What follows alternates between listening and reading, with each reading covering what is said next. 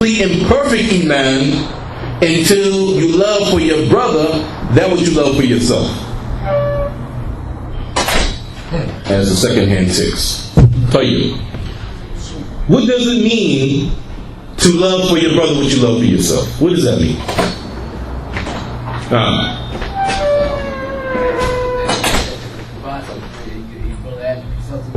So don't be selfish. Keep for yourself, and it'll be good for you. It'll be righteous for you. It'll be nice and good, and good for you. It'll be good for you.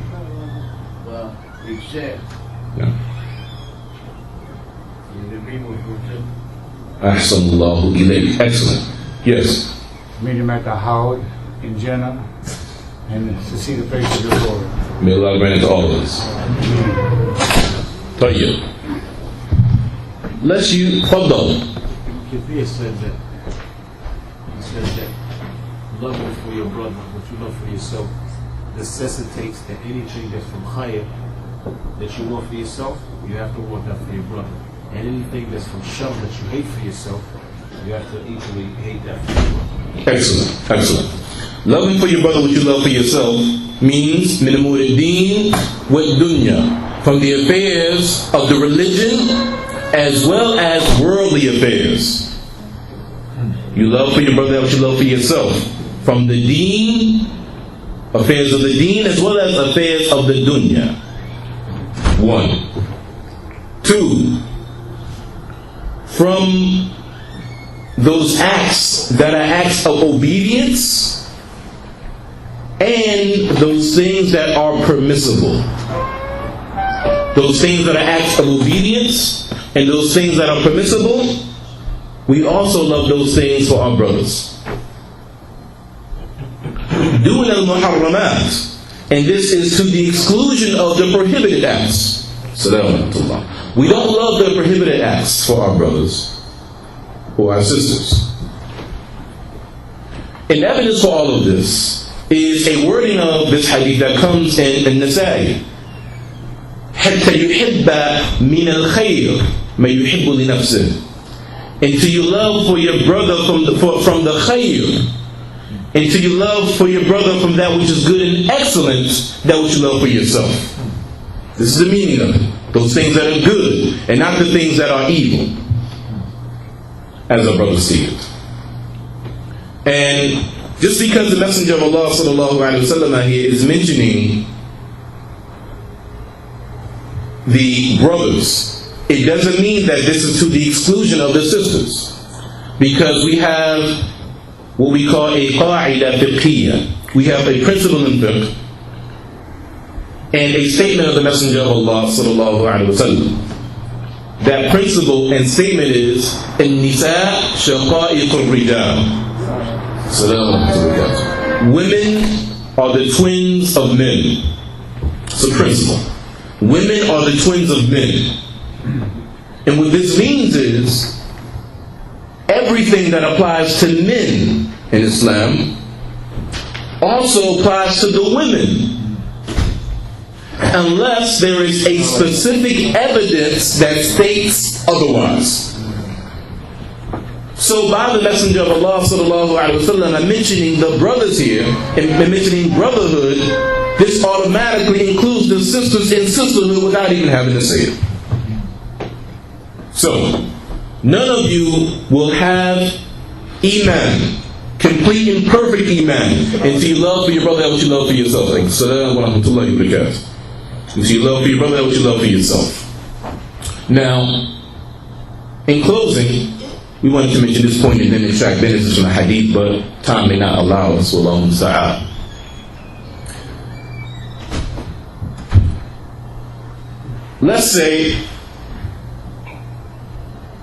Let's mention something that we believe most of the brothers can relate to. Let's say that you had a new Mercedes-Benz CLS 550, let's say. You have that. Your brother wants one too. You give him your car? Now tell me what the hadith means.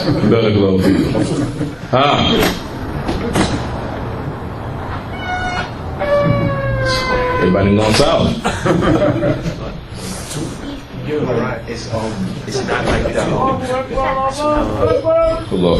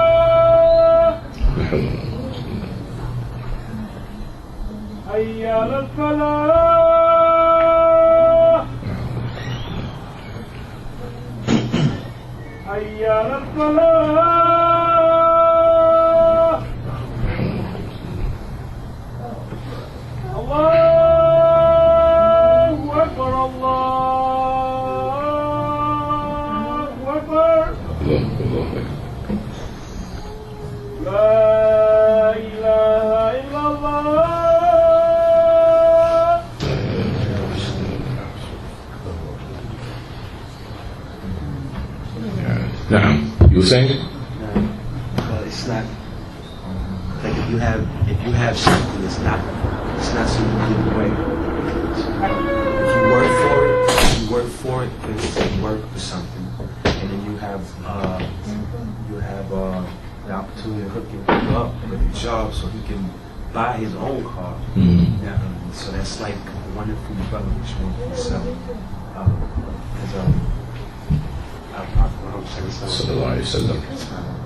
He said that told us not to put ourselves in doom. We should put. So when you give your car out, they lose your car and crash your car. So. Tell you. We're going to paraphrase some things here. We're running short on time. We don't want to delay the salat too much, inshallah. Ibn Salah, rahimahullah, Ibn Salah, he mentions that from the meanings of this hadith is that the ni'mah, the blessing that Allah has bestowed upon you, you want your brother to have a similar ni'mah to the ni'mah that you possess. You want your brother to have a similar blessing to the blessing that has been bestowed upon you. So it doesn't necessarily mean that you give this car to your brother, but you want your brother to have that same type of car. In the light of these things, Alhamdulillah, Allah bless you with a righteous wife. You want your brother to also be blessed with a righteous wife, and so on and so forth, and so on and so forth. There are others among Ahlul Ilm that go further, and they mention that what's apparent from this hadith is that you want a similar or equivalent blessing for your brother to what you have. But then they go on to state, when you contemplate upon this, it will become clear to you that you don't want what's similar to what you have. You want what's best for your brother. Because every individual wants what's best for himself. So if every individual wants what's best for himself, then he should also want what is best for his brother, and not just what is equivalent to what he may possess at this time. And in this regard, there is a narration that is attributed to Fudail bin Iyad, rahimahullah. It is said that Fudail bin Iyad stated to Sufyan bin Uyayna, may Allah bestow mercy upon them both, إن كنت تريد إن يكون الناس مثلك فما أتيت الله الكريم من نصيحته.